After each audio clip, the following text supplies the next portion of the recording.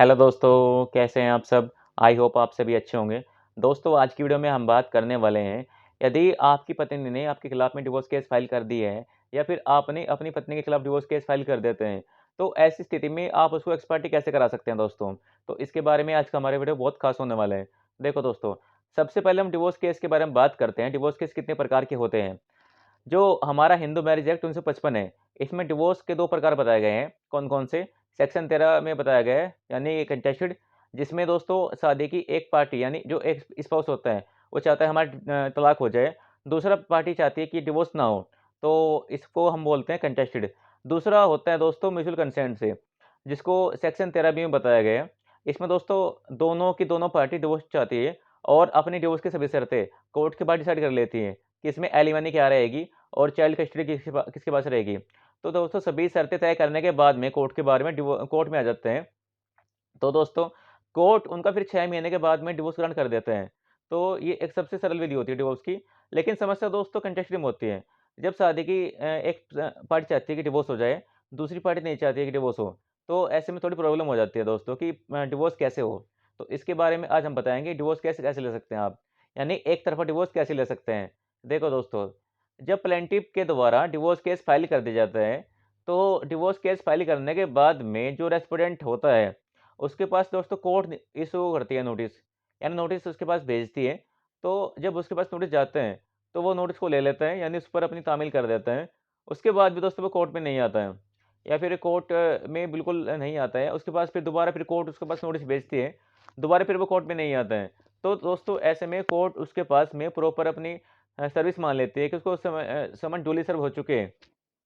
तो जब दोस्तों समन उसके पास में ड्यूली सर्व हो जाते हैं, तो उसके बाद दोस्तों फिर इसमें कोर्ट उसमें आपकी जो फाइल है, उसको फिर एक पक्षीय रूप से प्रोसीड कर देती है, यानी उसको एक्स पार्टी प्रोसीड कर देती है। एक्स पार्टी प्रोसीड करने के बाद दोस्तों फिर इसमें कोर्ट आपकी स्टेटमेंट लेती है और यदि आपके पास कोई अन्य एविडेंस है, चाहे वो पत्नी की एडल्टरी के बारे में हो कि आपकी पत्नी के किसी अन्य व्यक्ति के साथ में अनैतिक संबंध है या फिर आपकी पत्नी आपके प्रति क्रूरता करती है, यानी आपके पास में लड़ाई झगड़ा करती है आपके साथ में, तो वो भी दोस्तों आप एविडेंस लगा सकते हैं। तो यदि आप ये सभी जो ग्राउंड बताए गए हैं डिवोर्स के प्रूव कर देते हैं, तो दोस्तों इसमें फिर आपका एक्स पार्टी डिवोर्स हो जाते हैं। दोस्तों ये ज़रूरी नहीं है कि यदि कोर्ट ने आपकी पत्रावली को, आपकी फाइल को एक पक्षीय रूप से प्रोसीड कर दिया है, उसके बाद ही आपका डिवोर्स हो जाएगा। क्योंकि हमने कई बार ऐसा भी देखा है दोस्तों, आपकी जो फाइल है, वो एक पक्षीय रूप से प्रोसीड हो जाती है, तो एक पक्षीय होने के बाद भी आपकी पत्रावली खारिज कर दी जाती है। क्योंकि अब जो डिवोर्स के ग्राउंड बताएगा दोस्तों, उसको साबित करने में असफल रहते हैं, वो साबित नहीं कर पाते हैं आप। तो ऐसी स्थिति में जो आपकी फाइल है, वो खारिज कर दी जाती है दोस्तों। तो आपको प्रयास यही करना है कि यदि आपकी एक्स पार्टी हो भी जाता है, तो उसके बाद में आपको जो ग्राउंड बताए गए हैं डिवोर्स के, वो सारे प्रूव करें आप इसमें।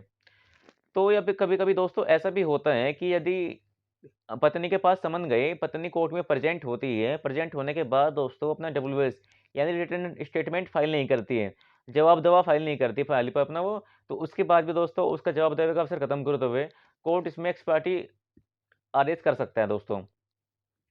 तो यदि एक्स पार्टी आदेश कर जाता है दोस्तों, तो दूसरी पार्टी के पास में अब भी रेमेडी बनती है कि वो विदिन 30 डे यानी 30 दिन के अंदर वो उसको रिकॉल कराने के लिए, उस आदेश को सेट असाइड कराने के लिए एक एप्लीकेशन ऑर्डर 9 रूल 13 सीपीसी की एप्लीकेशन लगा सकती है, जिसमें वो बताएगी कि हमें समन की सर्विस नहीं हो पाई थी या हमें समन की बिल्कुल जानकारी नहीं हो पाई थी।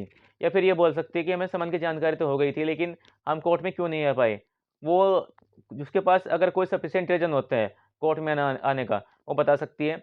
जैसे कि उसके परिवार में किसी की मृत्यु हो गई थी या उसको तारीख का ज्ञान नहीं हो पाया था कि डेट फिक्स है उसकी, तो ये सारी बातें दोस्तों बता सकती है। तो अगर दोस्तों कोर्ट को लगते हैं कि जो रीज़न बता रही है वो बिल्कुल सही है, तो कोर्ट इसको एक्स पार्टी रिकॉल को फिर सेट असाइड कर सकता है, यानी इसको निरस्त कर सकता है दोस्तों। तो यदि दोस्तों आपके साथ भी ऐसा हो रहा है, तो आप भी ये सब कर सकते हैं और अपनी पत्रावली में एक पक्षीय रूप से आदेश करा सकते हैं दोस्तों। तो आज की वीडियो में बस इतना ही। अगर आपको मेरी ये वीडियो अच्छी लगी तो कृपया मेरे चैनल को सब्सक्राइब कीजिए, वीडियो को लाइक कीजिए। धन्यवाद दोस्तों।